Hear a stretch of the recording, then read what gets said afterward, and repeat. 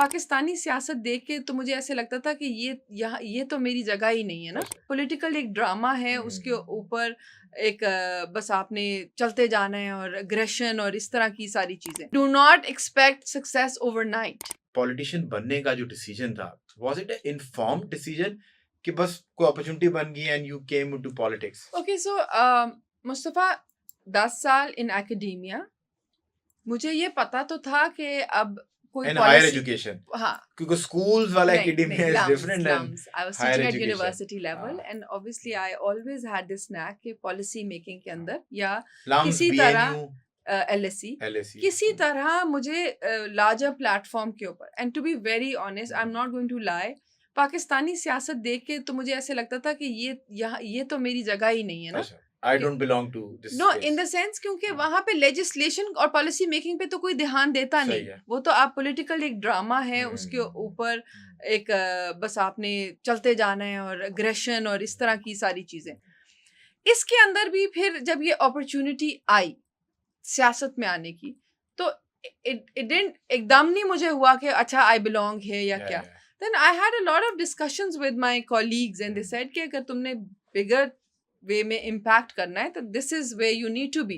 And अल्हम्दुलिल्लाह पहले ही साल में I was on 11 boards education से रिलेटेड, स्टैंडिंग कमिटी एजुकेशन, और यस वहाँ मुझे समझ लगी कि ये this is way actual change happens.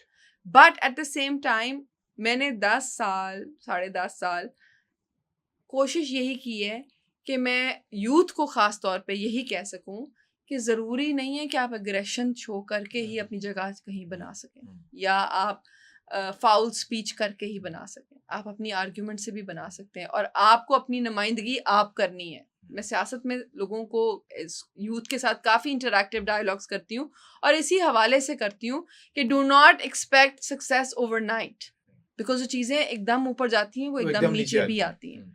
और ये आहिस्ता आहिस्ता आपकी गुफ्तगू के अंदर इस किस्म की ठहराव होना चाहिए। व्हेन यू स्पीक, लोग आपसे मुतासर हो।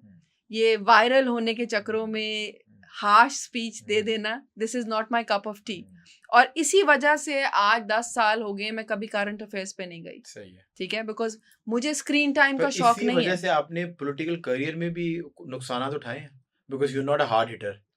देयर वर टाइम्स जब मुझे लगता था, क्योंकि लोग मुझे कहते थे कि मैडम आप मेन स्ट्रीम पॉलिटिक्स में कब आएंगी, तो मैं हमेशा कहती थी कि मेरा एक नैरेटिव है, मेरा एक एजेंडा है, एंड दैट्स पॉलिसी मेकिंग, चाहे वो स्लो लगे, चाहे वो screen time. Main stream politics उसको कहते हैं कि जो आके जो करंट अफेयर्स पे आके आप अपना तबाही फेरता है, एग्जैक्टली उसको कहते हैं। और वो देखो हर हालांकि किसी उसका का काम तो वही है, कमेटीज में बैठ के उसने काम ही करना है। असल काम तो कमेटीज में ही होता है। असल काम तो कमेटीज में है, लेकिन क्योंकि लीडरशिप भी, उनको लगता है कि लीडरशिप भी इस चीज़ को देख रही है, लेकिन मैं एक इस चीज़ का जीता जागता सबूत हूँ कि अगर आप मेहनत करें ग्राउंड पे, पार्टी को रिप्रेजेंट करें way the representation is required, अगर आप डिफरेंट अदारों को टाइम दें उनकी साथ, वो टीवी कैप्चर नहीं कर रहा होता, बट आपने you giving back to the society.